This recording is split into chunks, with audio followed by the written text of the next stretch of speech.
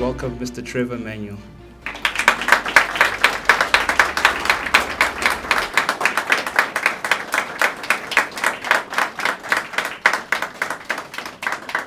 The first person I'd like to call up to stage is the chairperson of the SAICI Young Members panel, Ms. Cara Joy Barensa. Cara Joy is an airports engineer with RHDHV, and yeah, she'll give the welcome address. Thank you.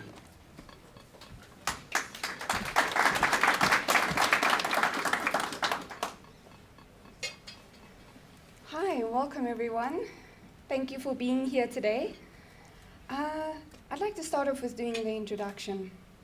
I'd just like to get your thoughts going. So today we find ourselves at the tipping point of our post-apartheid progression in South Africa. There are many challenges that we currently face. These range from corruption to captured state-owned entities, sluggish economic growth, soaring unemployment levels, crime rates, and a lack of service delivery. You know, the list goes on. So Stats SA predicts that over 110,000 of our best skills in education, science, and engineering are predicted to leave the country due to reasons like political instability, high crime rates, job prosperities, and opportunities for their children. The scary part, however, is that the majority of this group are individuals aged between 25 and 29.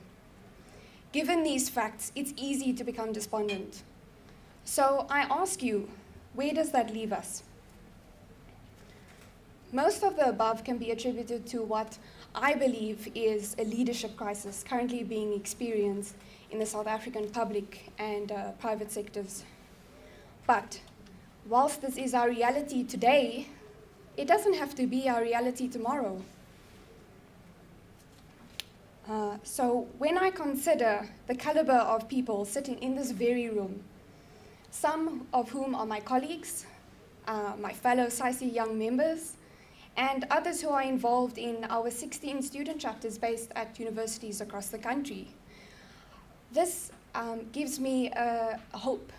This makes me regain hope that we will have a propitious picture of what the future will look like. And here's why. If I had to ask you, why did you choose to do engineering? Why did you choose to do civil engineering? Many of you would answer that you did it because you wanted to make a difference to the lives of others. You wanted to have a positive impact on communities. So we are not uncivil, you see. We have a natural inclination towards serving society. And this, on top of our exceptional problem-solving skills, makes us the perfect candidates to make that difference in all spheres of government, in all institutions, and in business. So the question is, how do we prepare for this? Because this is what we should be preparing for. We need to absorb as much as we can from our seniors, with a view to marry that experience and wisdom with our own judgment and vision for a prosperous and thriving South Africa. We need to understand exactly which principles used by the leaders during the Nelson Mandela era were successful and why they were successful, so that we may modernize these in developing our own unique strategies. Someone once said that you don't have to be great to get started, but you have to get started to be great. As a fellow Cape Townian, I am proud to share that this is where Mr. Manuel's activism journey began. As a student and a young man wanting to make a difference because of what he believed in. Mr. Trevor Manuel today is the epitome of leadership excellence in South Africa.